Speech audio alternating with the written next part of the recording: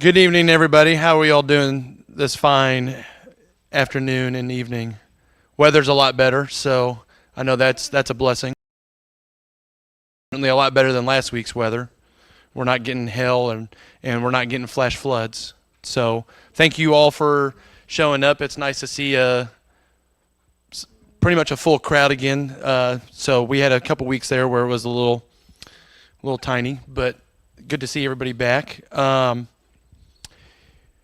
Just enough to bring snacks this week, so if we could get a volunteer for that. You'll bring something you don't know what, then it won't be crawling? Okay, there we go. Oh, that works. Hey, as long as it's not crawling, I think we're all good with that. Okay, so thank you, Ray. Appreciate that. 6:30 is when the snacks need to be here. You know what? We'll shoot you a text to remind you. No, you're fine. So we'll give them a heads up Wednesday morning. There you go. Okay. That being said, I think we're ready to kick this off. So I'll open this prayer, and then we'll jump right into the lesson today and over the last couple days, and we ask that it continue through the weekend, especially for those of us that are trying to get stuff done. You for the ability to fellowship in your name and meet with like-minded individuals. Help us to listen to this lesson tonight and have it touch our hearts in a way that actually causes a transformation in us to be more like your Son. In His most holy name we pray. Amen. Okay, so for those that haven't been here, we are in a new book, same series, and it's about being a Christian in different aspects of your life. So the first week, so we're on the third session, if you will. The first week was how to be a Christian at home, and we talked about the role of husbands, wives, fathers, mothers, and kids. And then the last session, we talked about what it looks like to be a Christian at work. This week, in this session, is what it looks like and how you should behave as a Christian when you're at play or during your free time. So basically, we'll be breaking down a bunch of different things that doesn't necessarily correlate with, your typical normal responsibilities. So that being said, this week we're doing a little bit something different. Who can catch? Good. Sorry it was high. Okay. So we're going to take, yes, it was a good catch. It was a bad throw, good catch. We're going to take turns with the ball. We're going to take turns with the ball. We're going to take turns with the ball. When you have the ball, I want you to tell me something you like to do with your free time. And depending on time, we'll either go around once or twice. So, Sam, what do you like to do in your free time? First of all, what is free time? What do you like to do for fun that's not one of your responsibilities, like work, church, or taking care of your family? What did you like to do in your free time before you had kids? Does that help? I used to go out to the range a lot. Okay, so shooting. Okay, you want to throw it to somebody else? Okay, Lloyd. You like to mow. I like it. I like to mow too. Yeah, he would get along with Dad. Not really. I do mow a lot, but I guess more than my free time, I like to travel as much. Okay, like vacation? Yeah. Okay. You want to toss it to her since you're right next to her? I like to travel with you, but also we enjoy the pool in the summer. Okay, join in the pool in the summer. I'm glad that you said you like to travel with them. That would have been, if one of your things was you like to travel without them, that would have been an interesting topic.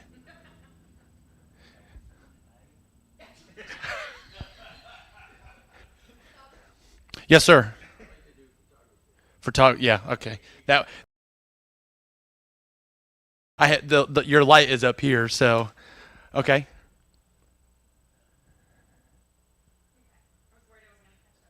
Yep. Well, it's not fun, but I like to nap during my free time. You like to nap. Okay, what about something that you like to do when you're coherent? She likes to fall asleep. Yeah. What about when you're coherent? I like to bake. You like to bake. Okay, I like it. I'm going to pass it to you, so Yep. What do you like to do? Oh, you want to catch it? There you go. What do you like to do? Read. Read, crosswords, puzzles. She used to like bowling. I mean, I can go on, but I know you pretty well. I'm going to come back to you. I'm going to pick on the person eating. I like to cook. You like to cook in your free time. Okay. Sounds like a chore. No, it's not. Oh, well. I haven't forgotten about you. I promise. Crafting, going to the movies. Crafting, going to the movies. Yeah, I could go on with you. Hang on. I'm going to save the best for last. Well, Ray. Ready? What you got? I like traveling, but then I also like being able to go to movies and taking my wife out on a date. Okay. So taking the wife out on a date. Love it. He said that because his kids are here. My microphone's not on, so she couldn't hear me. There you go. Well, I repeated it, unfortunately. There are several things that I do, maybe not every day, but part of every day. I have collected some books over the years, some on religion, some on the Bible. I got some books that say Understand the New Testament. Okay. I like to read that. Okay. And it gets you some ideas in there. And when I was a kid growing up, I always had questions. Mother asked, "Why you have any questions for?" Well, it didn't make sense to me what she said. I can't ride my motorcycle anymore. My son and grandson came over to the house, and they gonna make it run better. They took it apart 2 years ago. It's still apart side in the garage now, so I got to get put it back together. Mercy. I do that. But also that I like taking around the place, mowing something like that. Okay. I don't know, fiddling with the dogs. Piddling with the dogs. Okay. And, there are some TV programs I enjoy, but as a rule, TV, unless it's a special event, Yeah. I really don't care about it. And I get over and I say, why they got that on TV? Right. But the main thing I like to do is get outside with the dogs, Okay. or go sit under the shade of a tree and read a book. So got a couple readers in here. Also, I got some books. I get one a year on new laws in the state of Texas. Okay. That sounds like a chore. All right. So now that everyone has had a chance to hear everybody else's, does anybody else have anything to add to their what they like to do at play or what they like to do in their free time? I like to go on dates with my husband. You like to go on dates with your husband? So I'm actually surprised. I didn't hear anything like I like to go out with the girls. I like to go out with my friends. I didn't hear much of anybody interacting with somebody that wasn't their spouse or a family member. So is that prevalent in anybody's life where they like to go and hang out with people that they're not related to? Well, I may go have lunch with somebody, but somebody's lunch. But Okay. hanging out, no, I don't hang out. Well, going to lunch, yeah. Okay. I'll say yes, but most of my friends outside the church live over an hour away. So Yeah. Hey, yeah. the best friend that I consider a brother lives in Pennsylvania, so I know I know a little bit about your pain. So, okay. So now that we've had a chance to listen to everybody's free time and whatnot, is there anything that somebody would like to do, but they typically don't have the time for it?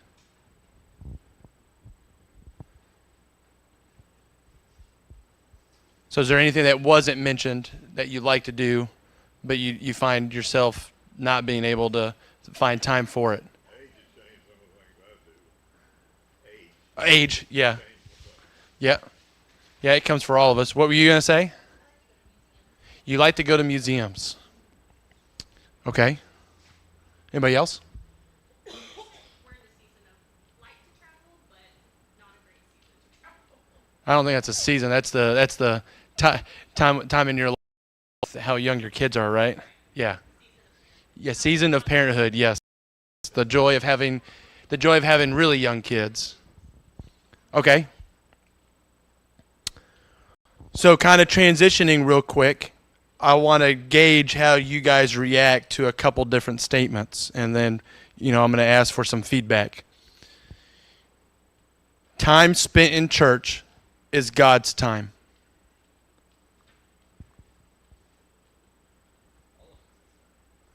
Sure. When I say the other one, kind of get the idea. Let me go forward. Time at work is company time. Time spent at home is family time. Time spent at play, even if it was spent with others, is personal free time. What do you guys think of those statements? Now that you've heard all of them, did that change your reaction?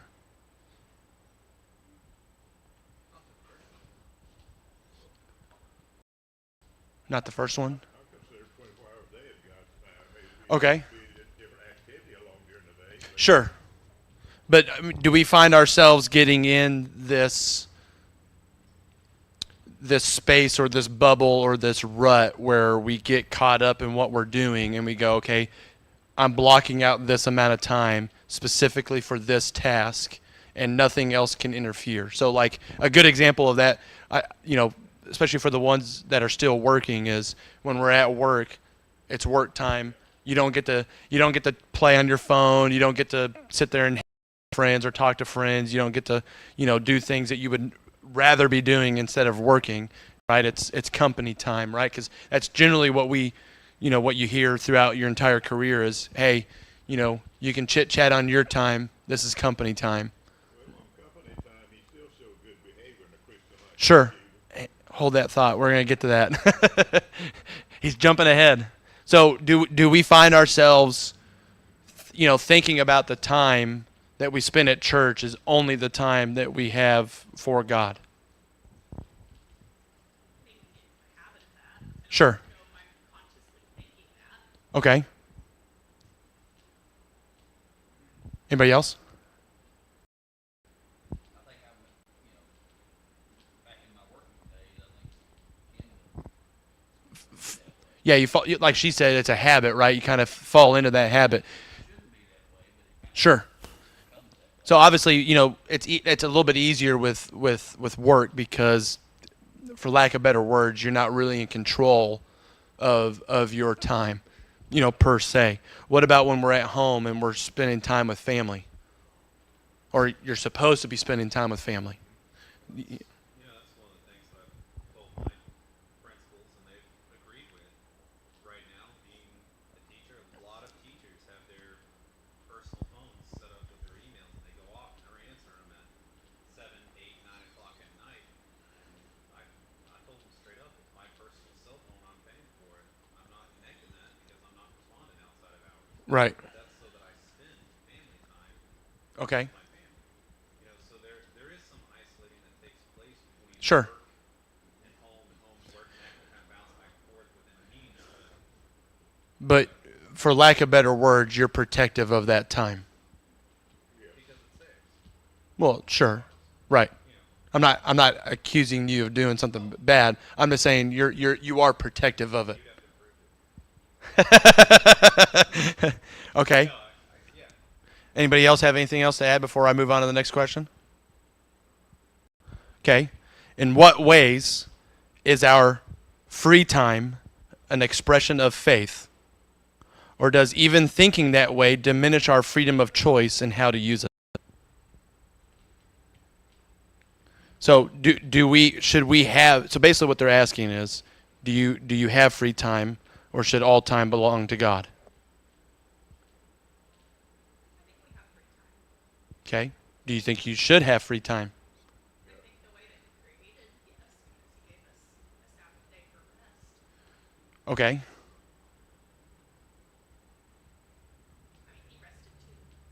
Sure. But do we still honor the Sabbath day? I think that looks a little bit different for everybody depending on what they deal with. Okay. Like But for me and Samuel, we can't just eat potatoes on the couch all day. sure, but that's not what so I don't think that's necessarily what I'm talking about, right? So I think, I think this is an important thing, right, is, and I'm not saying anybody in this room, but we get in this mindset that we're owed that time, right? And if you sit there and you look at it, Testament and New Testament, and the New Testament, the way that we're taught, is supposed to be Christians all the time, right? And if we're Christians all the time, if we're not, and we're kind of going to get into that here in a minute, if we're not glorifying God, then what are we actually doing? So, It says, keep your Sabbath day and make it holy, but at the same time, if somebody is coming to you in need, that's your opportunity sure. as a Christian and, not actively. Yeah. And I'm not saying that you shouldn't take rest when you need rest, but I typically challenge a free day. And I don't mean like an hour or two. I mean like an entire day dedicated to it, right? Because we're supposed to work. And I don't mean work as in a career or in the terms of serve a different master other than God, right? We're not supposed to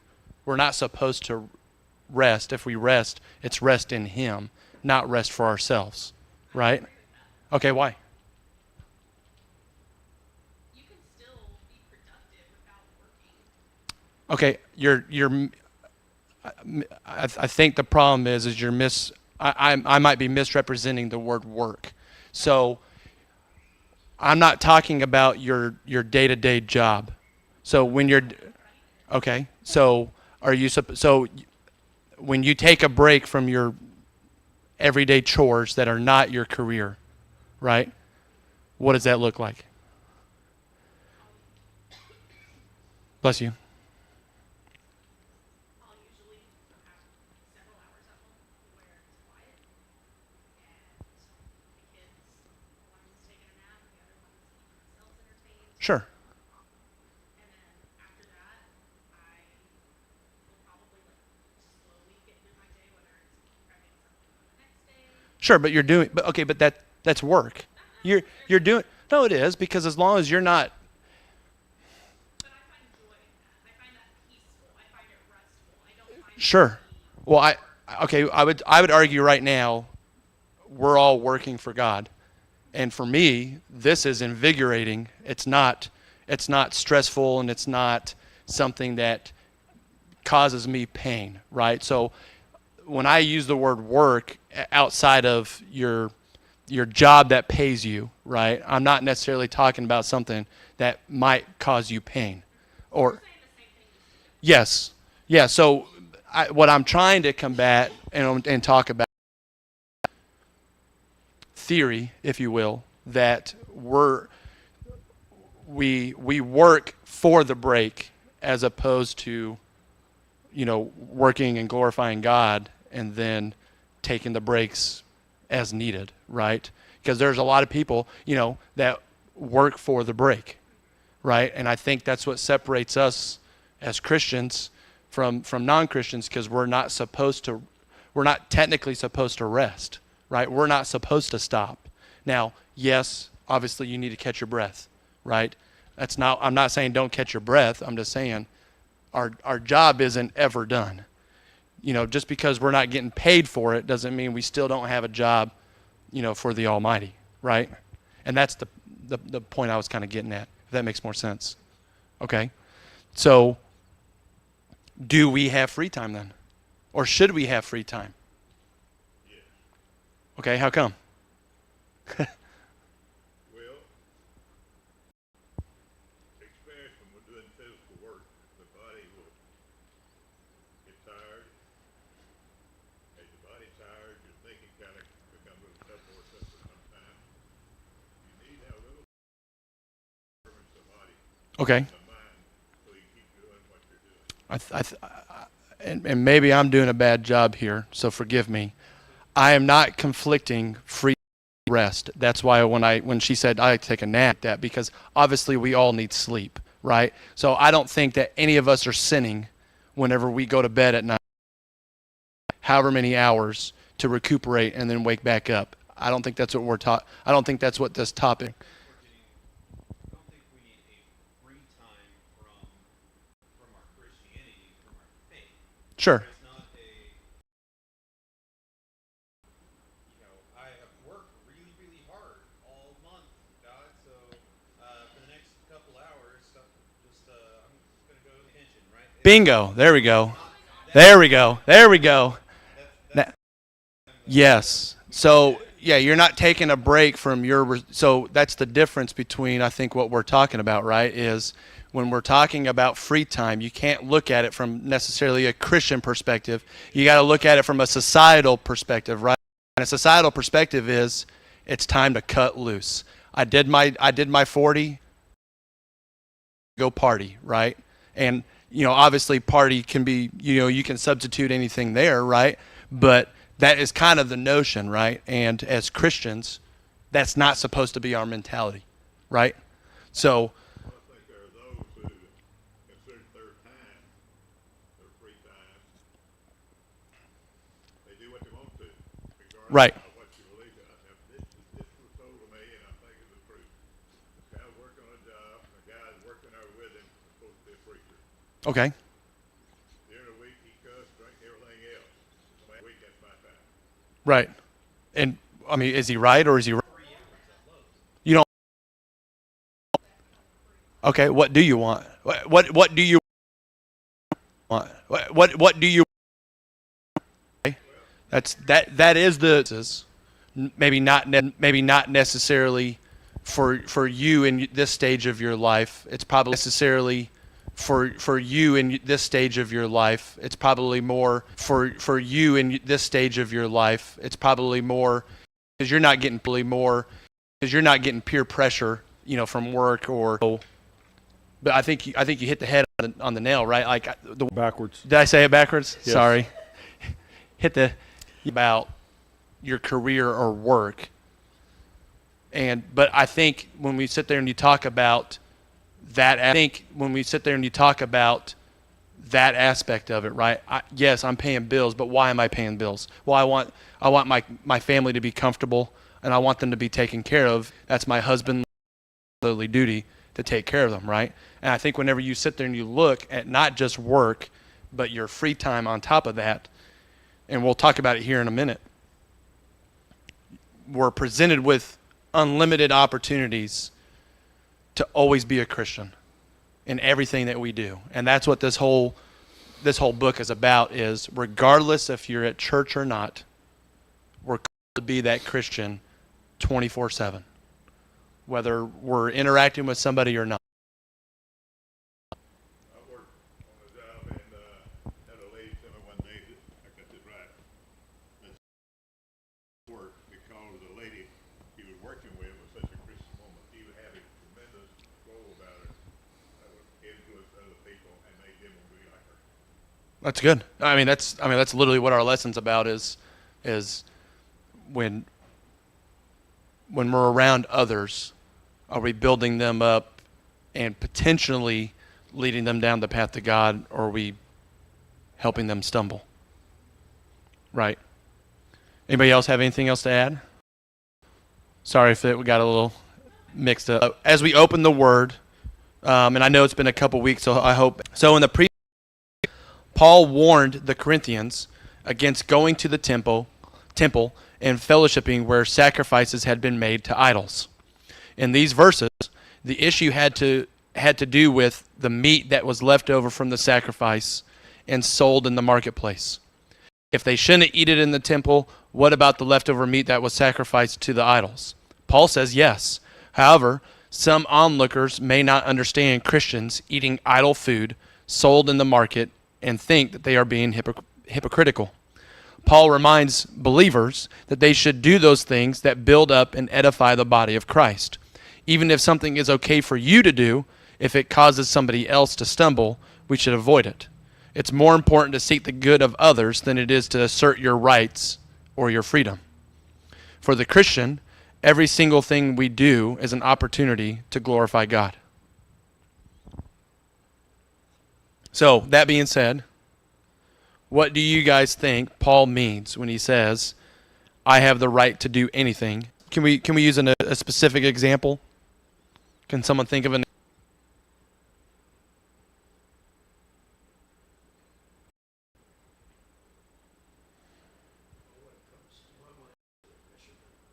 The fisherman? Okay.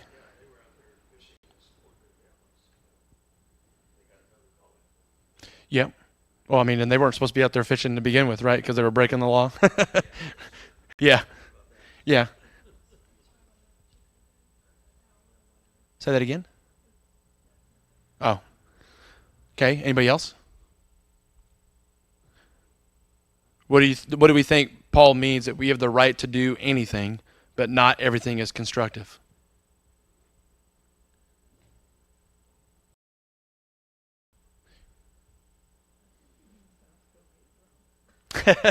She thinks it.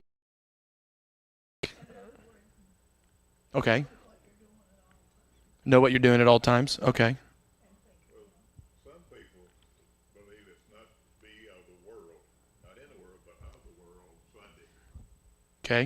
Now then, television caused a little bit of problem. For Cowboys, he would go see him play on Sunday because somebody might see him think he's doing something. Sure. But they have the right in a way, it's Christian-like or not, right? And if it's not Christian-like, then is it constructive? Listen to you and listen to what you say. Sure. Out and amongst them, they watch you. Yeah. Yeah. Yeah, we tend to have a little bit more of a bullseye on our back. We're Christians, and then we do something sinful, right? Because then, obviously, and we hear it all the time, we're hypocritical, right? Well, there was a little service station close where I grew up, the grocery store there. Now, the people go by on Sunday and get the food, but they go back on Monday and pay for it. Okay. Now, people, that make it them not okay, but the people see them doing that, they didn't. Thought to add there? Sounds like when I was a kid growing up, we weren't allowed to go to the movies. Okay. And I couldn't understand. And mother said, well, it's not necessarily the movie itself may be okay, but everyone in the line doesn't know what movie you're going to. And It's the appearance. the witness, and then also, that movie, you're paying to see that movie. What's it supporting to create the next movie and all that. Sure. That was a big thing when I Right. think everybody pretty well accepted going to the movies. Well, I think it's become a societal norm, right? What should we and should we not be watching, right? And there's lots of argument about what we should watch because are we really holding true to our values if we're watching? I can't think of something to list, but something that might be considered garbage TV. What's up? The Bachelor. Why? Reality TV is what you described. Sure. Yeah, because honestly, it's a polygamous show used. Polygamy means to get to a monogamous relationship, and it's just it is crazy to me. I can't think. No, not at all. No, I was piggybacking what she was saying. Okay. Next question. What does it mean to seek the good of others before our own good?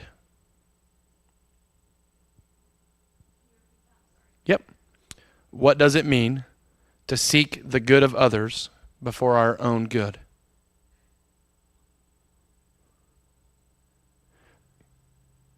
And if you need an example, I've got a good example. Well, some people respect you if you help them before you help yourself. You gotta watch that so they'll take advantage of you. Sure. And some guy, I loaned him money twice, didn't take it back. He called me last night and wanted more money. I said, nope. Now go buy me a third time. Do you need an example? To be honest, your daughter set forth a good example for us the other day. They were talking about birthdays, and Grayson's is coming up around the corner, and so he's not for a long time. But Didn't it just pass? no, it's in August. Or that's right. Yeah. Sorry. But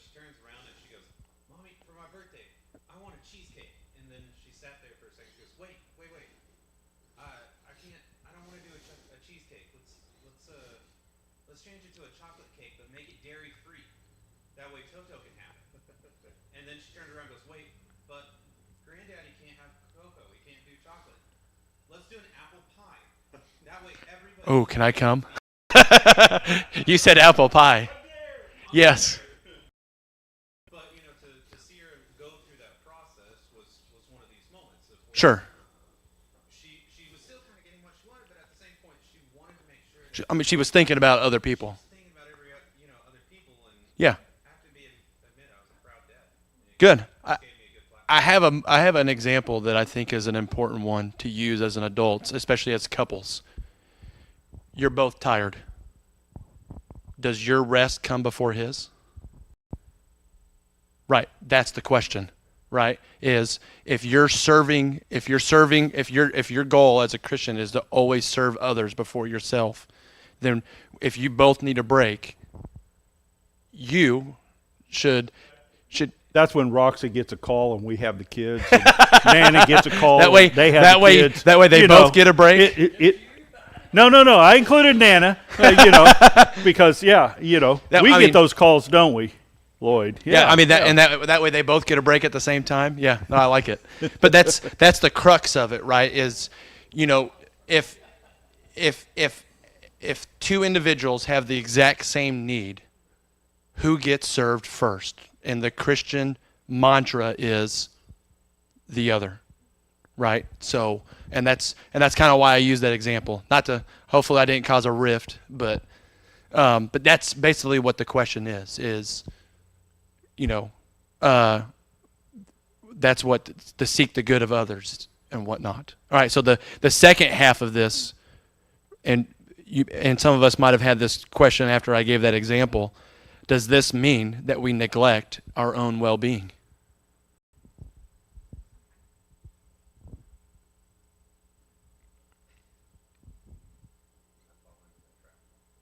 What trap? Of neglecting your own well-being to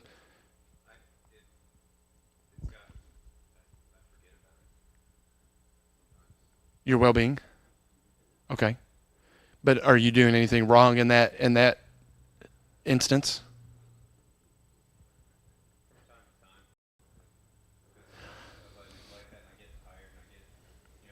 This body is supposed to be his temple, and if I don't breathe properly, then Hey, quit jumping 2 lessons ahead. No, you're good. this, or I need to take this time, or I need to do something because it's not what comes first. Yeah. I don't think about it. I would tell you I'm pretty guilty of this too, and unfortunately Emmy's not in here to agree, but I'm not good at taking care of myself to the point where, she purposely makes me a lunch every day just to make sure I eat one, because if she doesn't, I'm not making it, and I won't eat a lunch. Just keep going, right? Even if I'm home, it doesn't even. I don't even have to be at work. It's because I'm always in that do mentality that I'm not ever stopping for myself, and that's just kind of who I am and whatnot. So, yeah. Well, I think you got to be careful in that, because sometimes we don't always understand the ripple effect if we don't take care of ourselves, True. and then we end up being in a situation where we're not doing anybody any good because we haven't taken care of ourselves, and Right. which is a subject matter that I think the DS is going to probably bring up when we meet with the board, is the fact that it's been over 9 years since the last time I took a sabbatical, and the suggestion, the Church of the Nazarene, is for a pastor to have a minimum of a 6-week sabbatical every 7 years. It's you can burn yourself out Sure. if you don't take care of yourself. So I think it's kind of it's a both and, Yeah. Yes, you do want to put others before you, but let me just put it from a personal perspective here. All of you know that I spent most of last year not working and taking care of Roxy after she had her surgery on her hip. Yep. I'm trying to take care of her mom in between there. Then with her when she turned around and went and had her back surgery done. And by the time we got down to the end of January, the 1st of February, I looked at Roxy and I said, I think I'm going to have to go to the doctor and take care of some issues that I put off. You know, I willingly gave my time and would do it again and again and again. But once they got to a place where she was starting to do better, then I had to kind of reevaluate, where am I at? Because if I don't take care of myself and I end up going before she does, then she has to take care of herself. And that's not in my plans. Now, that may be in God's plans, but that's not in my plans. Right. Does that make sense? Well, you won't be in a position to take care of her like the way that you want Exactly. if you're not able to. If I'm not able to. Yeah. Okay. So I have this conversation with Emmy a lot, you know, because she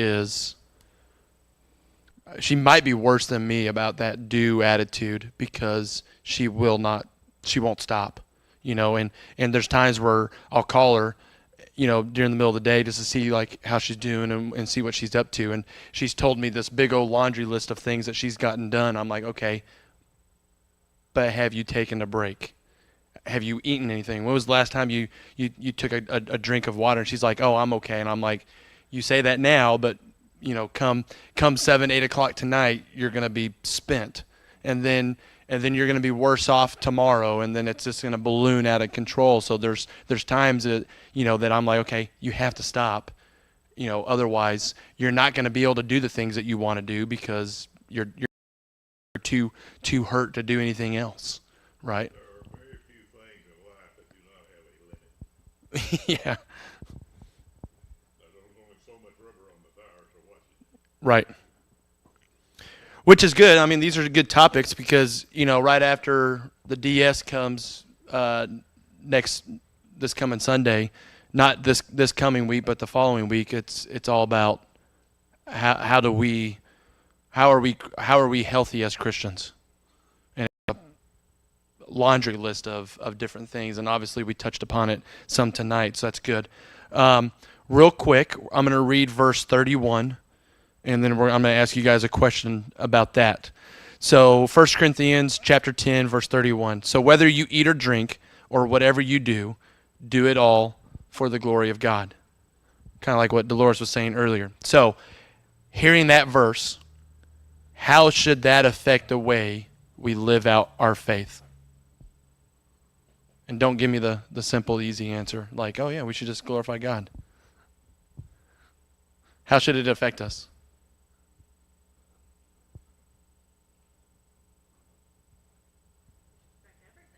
It should affect everything, right? It should be to the point where it's a conscientious effort to. Drinking are the most basic things for your life. Yes. Talking about something as simple as that. Yeah, simple as sustenance, right? You know. Yes, right. Okay. Hey, I need to do this, but how can I do it in a way that glorifies God, right? And obviously, glorifying, you know, on the surface it sounds simple, but it's obviously multifaceted, right? So that's kind of the crux of it. So good answer. Anybody else? Well, I think it affects your attitude too, Should. and your disposition. It comes across. People will look, may not know that you're a Christian, but they think that person is always got a smile on their face and happy. They might be a Christian. I get asked from time to time, hey, why are you so happy? I just tell them I'm high on God, you know, or high on Jesus. And then they're like, oh, okay. And then sometimes I get, you know, looks, but then, you know, I get some nods. Even in the free time, quote free time, whatever, of being at home, like it even comes into the things that we do while we are at the house. Sometimes after a really long day when I'm absolutely exhausted, Haley turns around and goes, "Can you unload the dishwasher?" And I want to go, "No, I'm exhausted." But then you sit there and you're like, it's a simple task, but it's something that's needed. It's something to keep this house running, to keep this family going. Sure. And then, a this, but I'm at least trying not to be as grumbly and angry about it, because like you said, you can doing a simple task while glorifying Him. As the Lord said, it can just be in the attitude which it was done. Yeah. You know, when I turn around and make that attitude switch in my head of why is she asking me to do one more thing? Because she didn't ask me to do anything extra or wrong or anything. Yeah, she didn't ask you to run a marathon. Right. Yeah. It was something simple that needs to be done, so we can take care of it. So, There's nothing wrong with it. despite your attitude of the task, just the task itself, if you were to do it, is that in itself glorifying to God? The task itself. Yeah. So say there's a chore. She. Let him answer. He came a long way. I had to give He came a long way. She says that you're making progress. 11 years later. Yeah. So so you doing that task, regardless of the attitude. Yes, a positive attitude is even more glorifying. But if you were to take the attitude out of it and just look at the base task in itself, she asked you to do something, you did it, that glorifies God, yes or no? Okay? Because it's honoring to her, right? And that's ultimately your first task, right? Outside of honoring God. Anybody else? Y'all are quiet tonight. Some years ago, I was working at an aerospace company in New York, and I didn't know I was a stranger there, and eventually got adjusted to the place. And one day, a guy came up, talked to me, and we started with the words, "A Christian like you." And I didn't think I'd ever discuss my faith in church or anything, But he knew. but he knew, yeah. So sometimes we might not even realize we're influencing somebody, but we might be known to us. Perfect segue to my next question. Thank you, Alan. How do we know if our actions would cause others to stumble? And by stumble, Christians, right? So for Christians, it's stumble in their faith. For non-Christians, it's stumble farther away from God. So how do we know if our actions are causing others to stumble? I mean, other than your obvious ones, I don't know. Okay, I mean, so if so if we take a look back at some of the answers we've asked before this, if we're always serving others in a constructive manner, kinda. But if you're always serving others, and serving others, there is a non-constructive and a constructive way, right? So just because you're serving somebody doesn't mean that you're helping. But if you're doing it constructively, you don't necessarily have to bring them to God, but as long as it doesn't push them away from God, then you're not causing them to stumble, right? And that's the crux of the question, right? So, and that's the importance of this lesson, is understanding that if we're actively seeking to glorify God in everything that we do, then in theory, right, we should be constructive and not causing anybody to stumble, right? Anybody else have anything to add there? Do we have anxiety about whether or not we're doing the right thing or not? Instead of anxiety, we should have faith. Ah, man, that's a good answer. Don't have fear, have faith, right? Man, good one, Alan. And paranoia is such a strong word. It is, but what is paranoia? Paranoia is fear, and anxiety. God peace. It, And With your faith, you do need to listen to convictions, because there are moments that maybe I didn't handle something completely right that I would have liked, or maybe somebody has looked at something I've done and it has found sure. God's helped me out on it, and so Yeah, I mean, not giving into the fear of a constant, like, oh my gosh, what about? well, You do have to be present and listen for those at the same time. Yeah, well, I mean, there's not a question of you being perfect, right? We are going to fail. We are going to make mistakes. I mean,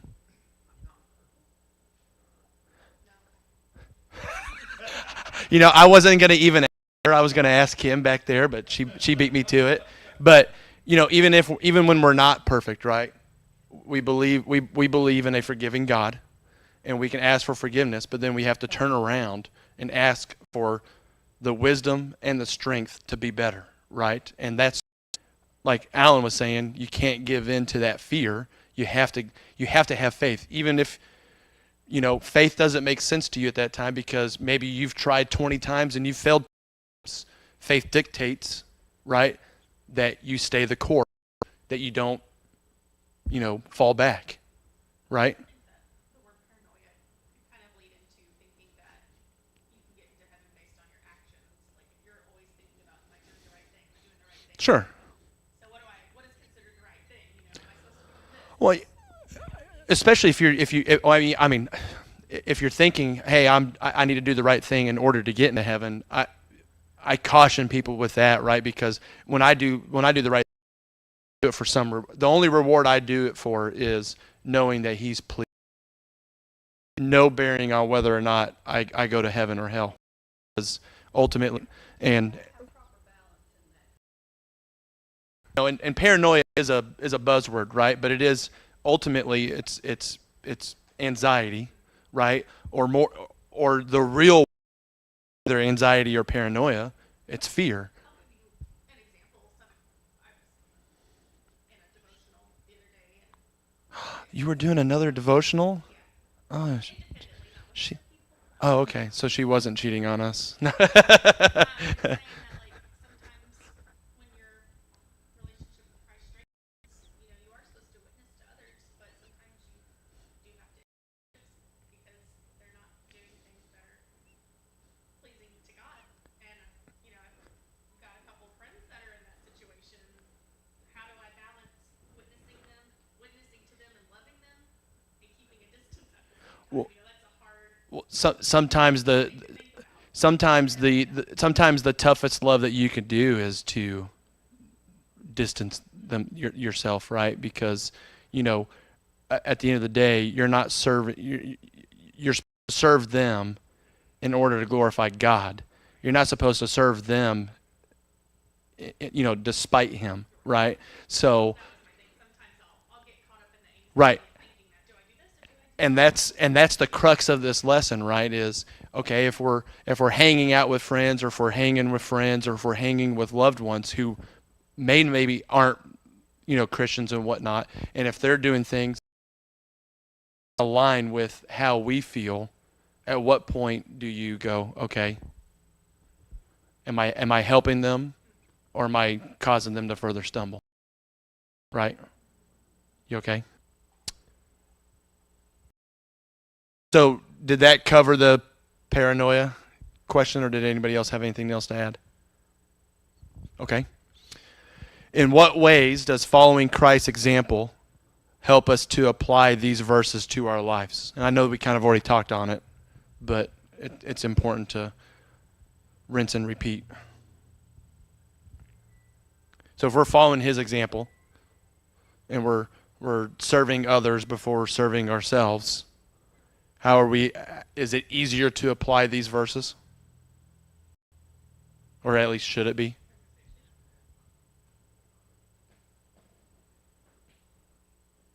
Yes? Yesh? Okay. Everybody good? Okay. So, opening our hearts. So, like every lesson, I'm going to read a few paragraphs real quick, and I want you guys to sit here and think about this, and I have a question to follow. So, we have three principles, for this challenge, right? And the first principle is seek an appropriate balance of work and play. In a world where our ingenuity has created timeless environments that make the separation of time to work, time to rest, and time to play difficult, Christians need to be intentional about finding the right balance between them. Working with diligence is an act of worship. So is playing well. And does that make sense? Kind of like what we were talking about before. There's a difference between,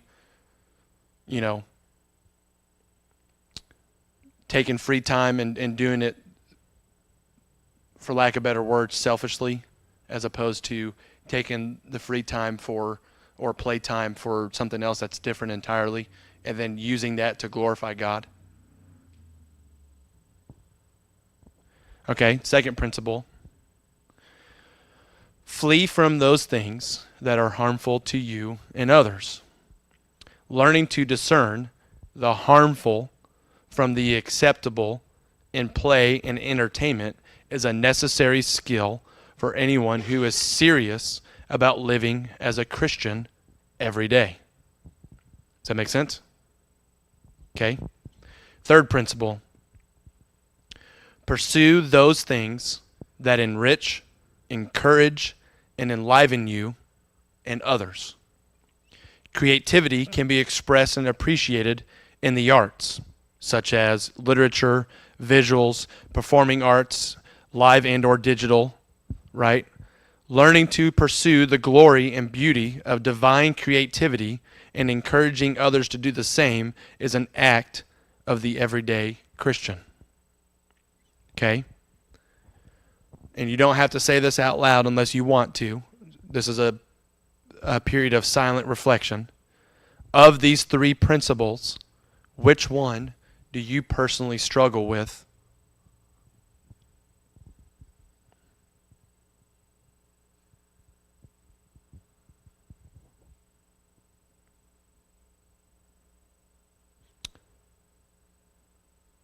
What implications would there be in considering the best thing for others as you make choices about what are acceptable uses of free time for your church community?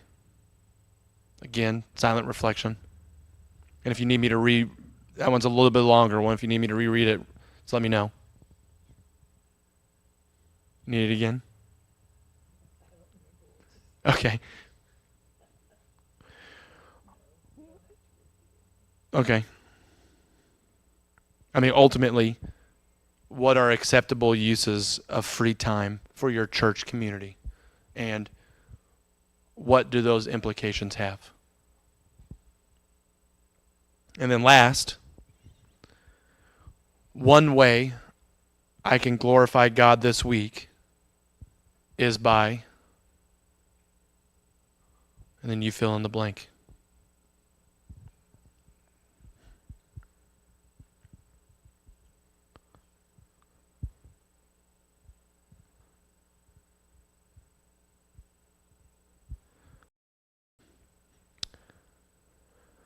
As we close, it's been a couple weeks, so bear with me. I'm not going to remember all the prayer concerns. I've got a few written down.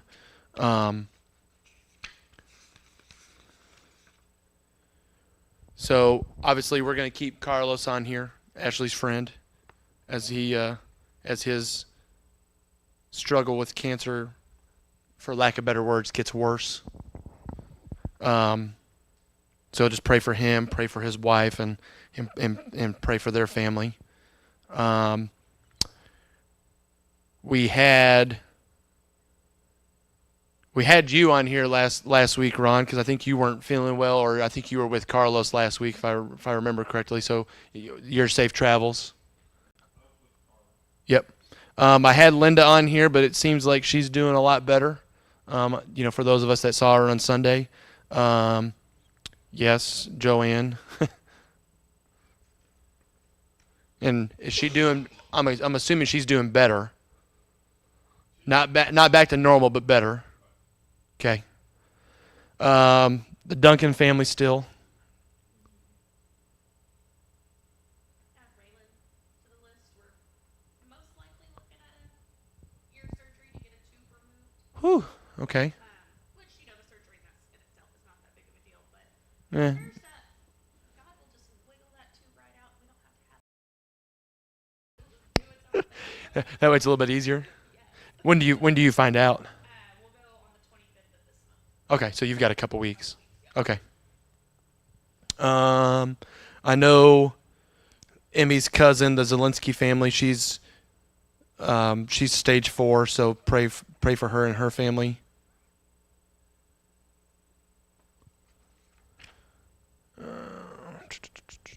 Did you ever get an update on your back? Because I think you were supposed to go, what, last Monday or this Monday? Yeah, yeah. The good news is looking at surgery yet. They're wanting to try to see if they can on the inflammation first with some shots, see if they can get the swelling down. So for lack of better words, what they're looking at is promising. Okay. I'm going to still put you on here. It's better than what we expected. That is better than I think anybody expected. And then that's all I have for now. Is there anybody want to add anything else?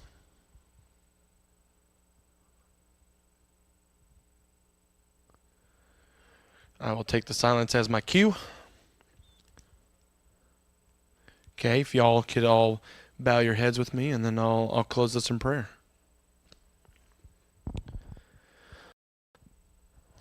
Father, thank you for being with us tonight. Please watch over everybody this evening as they travel back to their homes and spend more time with their families.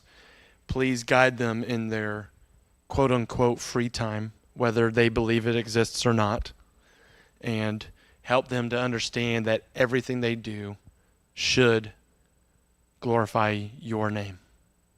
If it's not glorifying to your name and we need help glorifying in your name, help us to see that. Help us to understand what we need to do in order to change our habits.